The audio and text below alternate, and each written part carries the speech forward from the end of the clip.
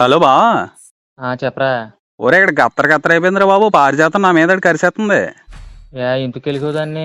కాదా నువ్వు చీరలు పంపావు కదా, బిల్డప్ ఇచ్చినట్టు ఉంటదని ఆ చీరలకి జిగ్జాగ్ చేయించాను. పనిలో పని జాకెట్లు కూడా కుట్టించి పట్టుకెళ్ళాను అనమాట. ఇప్పుడు అదేమో నేను చాలా పద్ధతి గల కుటుంబంలో పుట్టాను, నేను ఇలాంటి జాకెట్లు వేసుకుంటాను అనుకుంటున్నాను, నా మీద కరిసేస్తుందిరా బాబు కుక్కలాగా.